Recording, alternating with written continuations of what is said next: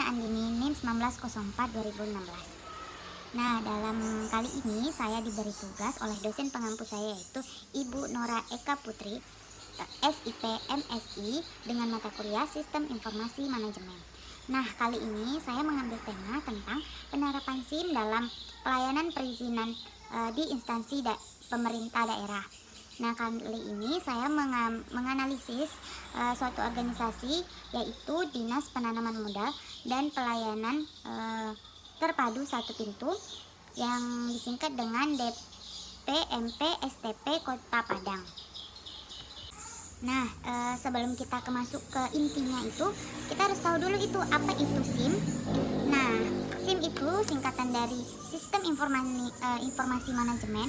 Ini menurut Raymond M. Silot, JR 1996, mengemukakan bahwa SIM adalah suatu sistem berbasis komputer yang menyediakan informasi bagi beberapa pemakai dengan kebutuhan serupa. Nah, output informasi ini digunakan oleh manajer ataupun non-manajer, baik dalam perusahaan ataupun instansi. Nah, dalam SIM ini, menurut Raymond M. Silot ini dapat membuat keputusan dalam memecahkan suatu masalah. Nah, sedangkan menurut Komarudin dan Effendi tahun 1989 mengemukakan bahwa SIM adalah pendekatan yang terorganisir dan terencana untuk memberikan eksekutif bantuan informasi dan memberikan kemudahan bagi proses manajemen. Nah, dengan adanya SIM ini dapat memudahkan perusahaan ataupun instansi pemerintah untuk mengetahui masalah yang terjadi di masa lalu atau masa sekarang atau masa yang akan datang. Nah, informasi tersebutlah dapat berbentuk seperti periodik atau laporan khusus dan output dari model matematika. Nah, biasanya output informasi ini memudahkan manajer atau non-manajer tadi dalam perusahaan untuk membuat keputusan dan memecah masalah tersebut. Nah, adapun tujuan SIM yaitu untuk meningkatkan manajemen yang didasarkan kepada berita-berita institusi dan memecahkan masalah yang terisolasi kepada manajemen yang didasarkan pada informasi secara sistem. Nah, proses data secara sempurna dengan alat-alat yang canggih dan dapat memecahkan masalah secara sistematis tadi. Nah, di dalam tugas ini atau analisis yang saya ambil, saya menggunakan website yaitu http://web.dpmpts Padang id. Nah, bisa dilihat itu adalah beranda atau website yang saya analisis tentang tadi Dinas Penanaman Modal dan Pelayanan Terpadu Satu Pintu. Itulah berandanya. Nah, dalam beranda itu terdapat profilnya, yaitu penanaman modalnya, informasinya, itu terdapat di dalam suatu website tersebut. Nah, DPMP STP Kota Padang melalui Mall Pelayanan Publik atau disingkat MPP hadir dalam memberikan layanan perizinan berusaha kepada seluruh masyarakat. Nah, dalam organisasi ini atau instansi pemerintah ini mereka memiliki moto yaitu RANCAK, RANCAK. Nah, berarti ada 6 nih motonya. Nah, yang pertama itu ramah kepada siapapun, tidak memandang bulu ataupun derajat ataupun status sosialnya.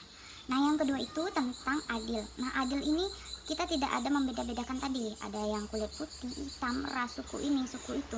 Semua sama saja. Ini mereka menggunakan sistem antri tadi ya. Sistem antri ini dapat mempermudah bagi staf atau karyawan dalam proses pelayanan mereka. Nah, yang ketiga itu normatif. Nah, normatif itu norma atau kaidah yang berlaku dalam suatu organisasi tersebut yang seharusnya atau sepantasnya diikutkan. Nah, yang keempat itu ada cepat. Nah, dalam cepat ini maksudnya itu dalam SIM ini dapat mempermudah karyawan ataupun staf dalam kerja lebih cepat, lebih efektif, dan lebih efisien. Nah, yang kelima itu akuntabilitas. Nah, yang dimaksud dengan akuntabilitas itu konsep etika yang dekat dengan administrasi publik pemerintah. Nah, seperti lembaga eksekutif, legislatif, ataupun eksekutif. Nah, ini sebagai digunakan untuk konsep atau pedoman dalam suatu organisasi tersebut. Nah, yang terakhir itu adanya kualitas. Nah, dalam suatu organisasi pasti diharapkan kualitas dalam suatu organisasi tersebut. Nah, kualitasnya ini pasti yang diharapkan itu kualitas yang baik, kualitas yang eh, tepat dalam melayani masyarakat. Nah, ini sangat dibutuhkan dalam yang Dinas Pelayanan Penanaman Modal ini, atau yang disingkat dengan DPMPTSP Kota Padang. Nah, itulah moto 6 tadi yang digunakan oleh DPMPSTP Kota Padang. Nah, slide selanjutnya saya akan membahas tujuan manfaat website Dinas MPTSP. Nah, yang pertama ini mempermudah dan mempercepat jalannya kerja staf atau karyawan. Nah, yang sudah saya jelaskan tadi, dengan adanya SIM ini kita dapat lebih tepat dan efektif dan lebih efisien dalam melayani masyarakat. Itu dapat mempermudah juga bagi karyawan atau staf suatu organisasi tersebut. Nah, yang kedua itu pemohonan mendapatkan pelayanan yang cepat. Nah, misalnya nih ada masyarakat yang betul butuh atau pengen cepat, atau ada suatu hal yang mendesak, masyarakat yang membutuhkan, karyawan atau staf itu dapat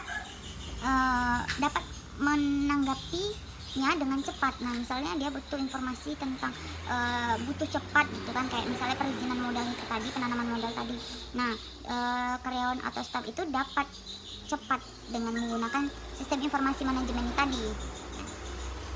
Nah, selanjutnya itu yang ketiga itu proses pencarian data lebih mudah. Nah, kalau zaman dulu itu kan karyawan atau staf untuk mencari data informasi mengenai masyarakat atau suatu orang itu kita harus manual, harus kita tahu dulu kodenya, terus kita cari berkasnya gitu. Nah, kalau zaman sekarang, zaman sudah canggih ini, karyawan dan staf tinggal mengetahui apa sih kodenya, terus kita klik, kita cari, kita langsung menemu. Nah, itu yang saya jelaskan tadi, mempermudah pencarian data atau mempercepat pelayanan kerja staf dan karyawan. Nah, slide yang ketiga ini kita menjerumus ke organisasi atau instansi pemerintah yang saya bahas, yaitu DPMPSTP, yaitu Dinas Penanaman Modal dan Pelayanan Terpadu Satu Pintu Kota Padang. Nah, layanan tersedia dalam website ini, yang pertama beranda website. Nah, beranda website kita lihat seperti gambar. Nah, ada beberapa kategori di dalam beranda tersebut. Nah, yang pertama ada profil, perizinan, penanaman modal, informasi, MPP, itu manajemen pelayanan publik tadi, dan statistik. Nah, di sini Maya bakal ngejelasin satu-satu dalam kategori tersebut. Nah, ini yang termasuk dalam beranda website ya. Nah, layanan selanjutnya yaitu profil website. Nah, dalam profil website ini terdapat beberapa kategori juga atau rangkaian di dalamnya. Nah, seperti tugas pokoknya, visi misinya, tujuannya, manfaatnya, itu menjadi satu dalam profil website tadi, ataupun kayak logo dinas tersebut. Nah, itu termasuk ke profil website tadi. Nah, kayak misalnya tugas pokok dinas yang Maya analisis nih, seperti perumusan kebijakan bidang penanaman modal, pelaksanaan bidang penanaman modal, pelaksanaan evaluasi pelaporan, pelaksanaan administrasi dinas bidang penanaman modal. Nah, itu termasuk tugas pokok dalam profil website tadi. Nah, selanjutnya layanan yang tersedianya yaitu menu perizinan. Nah, menu perizinan ini terdapat beberapa sih syaratnya atau standar pelayanannya seperti apa, atau untuk kita melangkah selanjutnya seperti apa, itu terdapat di dalam menu perizinan tadi. Atau kita mau cari informasi tentang perizinan bikin usaha, itu nanti terdapat di dalam menu perizinan tersebut. Nah, layanan selanjutnya itu menu penanaman modal. Nah, menu penanaman modal ini sama kayak tadi. Misalnya kita mau menanam modal di dalam suatu organisasi tersebut atau instansi tersebut. Nah, kita harus baca dulu tuh informasi yang kita dapat di dalamnya. Nah, terus kita apa sih syarat-syaratnya, apa sih keuntungannya, apa sih utama dari organisasi ini, kita bakal tahu. Nah, dalam kategori menu penanaman modal ini, jika kita mau menanam modal. Nah, layanan selanjutnya itu menu informasi. Nah, menu informasi ini seperti galeri foto. Nah, misalnya kita mau lihat apa sih dokumentasi yang dilakukan dinas tersebut. Nah, kita lihat di dalam menu informasi. Nanti ada beberapa galeri foto yang misalnya ada rapat koordinasi atau pemberitahuan penting tentang organisasi tersebut. Itu bakal dicantumkan dalam menu informasi tadi. Nah, layanan selanjutnya itu menu MPP. Nah, MPP itu manajemen pelayanan publik itu ya. Nah, dalam dinas terkait dalam organisasi ini kayak seperti dinas perhubungan, dinas pemberdayaan, dinas pariwisata, dinas sosial, semua saling berkaitan, semua di dalamnya ada. Misalnya kita mau cari dinas pariwisata, kita mau cari informasi di dalamnya, kita tinggal klik dinas pariwisata, informasi apa sih yang didapat di dalam itu, informasi apa sih yang kita ingin cari. Nah, kita sesuaikan kategori apa yang kita inginkan dan kita klik. Nah, itu sangat mempermudah ya. Nah, itulah mempermudah dalam kita mencari informasi tadi. Nah, selanjutnya itu menu statistik. Nah, menu statistik ini kayak contohnya dalam perizinan nih. Nah, jumlah perizinan yang terlibat kayak periode Januari sampai Maret. Nah, beberapa sih usaha mikro, kecil, menengah yang ingin minta izin nih kepada dinas kami, dinas organisasi ini. Nah, misalnya nanti itu nampak kurva. Misalnya dari Januari sampai Maret itu apakah dia naik, apakah turun, ataupun netral aja, ataupun turun naik gitu. Ini dapat terlihat dalam menu statistik ini dalam misalnya periode Januari sampai Maret 2021. Nanti bakal terlihat kurvanya naik atau turun. Nah, itu menu statistik yang saya jelaskan itu tujuannya, itu manfaatnya, itu informasi yang terlibat di dalamnya. Nah, selanjutnya cara penggunaan website organisasi yang saya analisis yaitu PTSP. Nah, yang pertama itu kalian harus buka laman website yaitu DPMP-TSP Padang id.go.id. Nah, baca dulu sekilas informasi yang terkait di dalam website tersebut agar kita mengetahui apa saja sih informasi serta layanan apa yang terdapat di dalam website tersebut. Nah, yang ketiga, pilih menu mana yang kalian inginkan. Misalnya kayak tadi menu profil, kayak profilnya, atau menu statistiknya, menu informasinya, itu sesuai keinginan kita, sesuai dengan apa yang kita ingin cari. Nah, yang keempat itu di dalam menu yang tersedia terdapat menu bagian yang akan membawa para pengguna ke tujuan intinya. Kayak Mai jelaskan tadi, misalnya kita mau tahu visi misinya dinas organisasi DPMPTSP ini, kita tinggal buka profilnya. Nah, profil itu kita akan muncul visi misi organisasi tersebut. Nah, gitu, itu untuk mempermudah masyarakat dalam menemukan informasi terlebih rincinya atau intinya gitu. Nah, yang kelima, pilih menu yang sesuai kebutuhan. Nah, setelah memilih menu, isikan segala macam data yang diminta di dalam website. Kayak misalnya kita mau penanaman modal, terus nanti kita ada syarat-syaratnya, informasi apa, disuruh ini, disuruh itu. Kita harus memenuhi atau mengisi data tersebut jika kita memerlukan informasi tersebut gitu. Nah, jika telah selesai, maka kita dapat mendapatkan soft copy-nya dari file yang kita urus tadi. Nah, yang terakhir, jika tidak keberatan, website juga menyediakan menu saran dan kritik untuk para pengguna. Nah, ini sangat perlu ya guys dalam suatu website, kritik dan saran tadi. Nah, kritik itu kekurangan apa sih yang kita dapat dalam website itu? Kekurangan misalnya apakah ini kurang lengkap, ataukah ini enggak sesuai. Nah, kita salurkan dalam kolom kritik tadi. Nah, jika saran, kita punya saran nih, kayak misalnya memberikan pendapat kita. Nah, kita berikan pendapat kita di kolom saran. Nah, jika websitenya dengan backgroundnya yang lebih cerah, dengan nuansa tulisannya lebih bagus, galeri yang lebih bagus, mungkin dapat menarik suatu masyarakat untuk terjun ke website tersebut. Nah, itu suatu saran, itu contoh saran yang dari saya. Itu contoh sarannya, itu kita cantumkan ke dalam kolom saran tadi. Itu sangat penting guys untuk meningkatkan kualitas pelayanan tadi. Nah, slide selanjutnya itu Maya akan membahas nih kelemahan dan kelebihan contohnya pembuatan SKCK nih.